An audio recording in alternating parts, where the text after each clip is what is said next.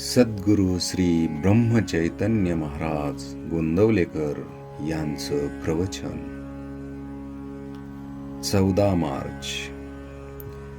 प्रपंचातले आपलेपण भगवंताकडे वळवा. प्रेम हे सर्वांना उपजतच येत असते. हा माझा मुलगा, ही माझी मुलगी यांच्यावर प्रेम कसे करावे हे कुणी शिकवावे लागत नाही. एकदा आपले मानले की प्रेम आपोआप निर्माण होते. पण हे प्रेम सुद्धा खरे बघितले तर स्वार्थी आहे. मुलगा ऐकत नाही, तो वाटेल तसे वागतो अशी आपण तक्रार करतो. त्याच्यावर जर आपले खरे प्रेम असेल तर आपण तशी तक्रार करणार नाही.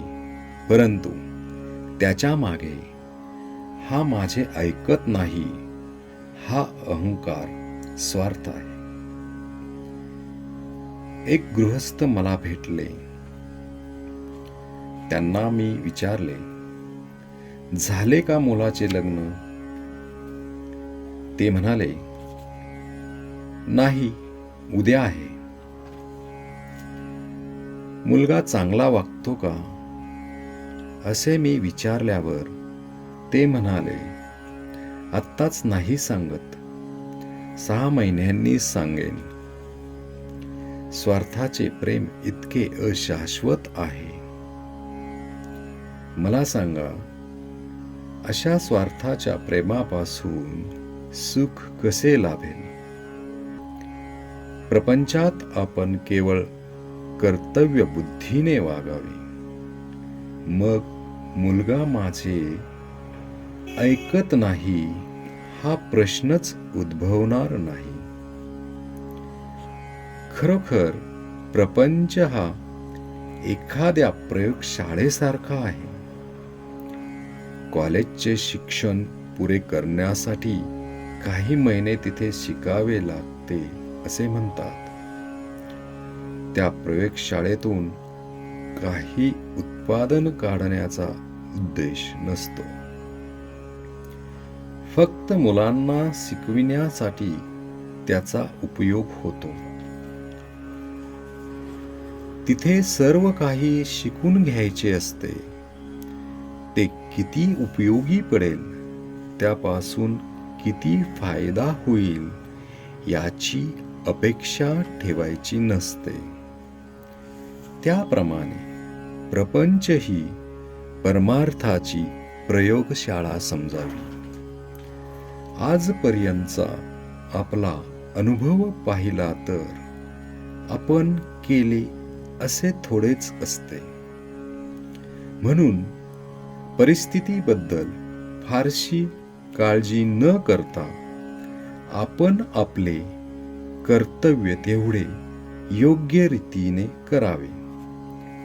आपल्या वृत्तीवर परिणाम होऊ देऊ नये. प्रत्येक गोष्ट घडायला योग्य वेळ काळ यायला लागतो. तेव्हा कर्तव्य बुद्धीने वागून काय ते करा आणि भगवंता, हा प्रपंच तुझ्या इच्छेने चालला आहे असे म्हणा. म्हणजे आपोआप भगवंताचे प्रेम लागेल. प्रपंचातले जे आपलेपण आहे ते भगवंताकडे वळवा. घरातल्या मंडळींवर निस्वार्थ बुद्धीने प्रेम करायला शिका.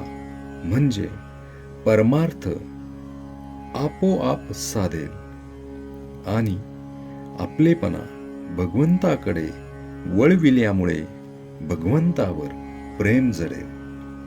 याकरिता काही वेगळे करणे नको.